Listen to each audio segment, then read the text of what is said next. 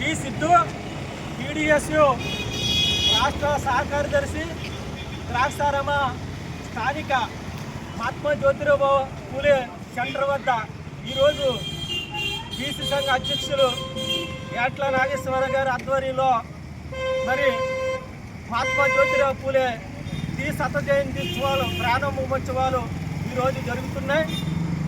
200 సంవత్సరాల క్రితం భారతదేశంలో అట్టడుగుల వర్గాల కోసం, శూద్రాది శూద్రుల కోసం, మహిళల కోసం విద్య కావాలని, సమానత్వం కావాలని 200 సంవత్సరాల క్రితమే పోరాడిన మహనీయుడు మహాత్మా జ్యోతిరావు పూలే. ఆయన అందరూ కూడా స్మరించుకోవాలా, గుర్తుంచుకోవాలా. ఎందుకోవాలంటే నేడు సమాజంలో కులం పేర, మతం పేర అనేక వ్యత్యాసాలు పెరుగుతున్నాయి. అనేక మంది పేద వర్గాల మధ్య, అదేవిధంగా దళితుల మీద దాడులు పెరిగిపోతున్నాయి. సమాజంలో మరి సమానత్వం కావాలని 1848లోనే దేశంలో మహిళలకు హక్కులు కావాలనే ఉద్దేశంతో మొదట పాఠశాల ఏర్పాటు చేశాడు. అదేవిధంగా స్త్రీల ముక్తి కోసం తన భార్యను చదివించి టీచర్గా చేసి భారతదేశంలో మొట్టమొదటి మహిళా టీచర్ సావిత్రి పూలే.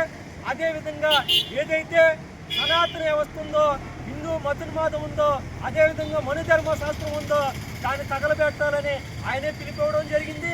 అదేవిధంగా సమాజంలో ఎవరైతే విద్యకి, అదేవిధంగా గుడికి, వైద్యానికి దూరంగా ఉన్న సమాజంలో అట్టడుగు వర్గాలకి విద్య కావాలని పోరాడిన మహనీయుడైన ఈ రోజున ఆర్థికంగా, సాంఘికంగా, రాజకీయంగా బడుగు బలహీన వర్గాలు ముందుకు వస్తున్నారంటే కారణం మహాత్మా జ్యోతిరావు పూలే.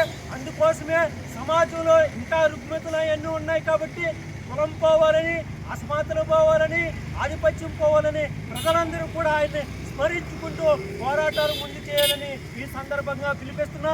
అదేవిధంగా కేంద్ర ప్రభుత్వం ప్రతి సంవత్సరం కూడా ఏప్రిల్ 11న మహాత్మా జ్యోతిరావు పూలే జయంతి కాబట్టి ఆ రోజున సెలవు దినంగా కేంద్ర ప్రభుత్వం ప్రకటించాలని ఈ సందర్భంగా తెలియజేస్తున్నాను.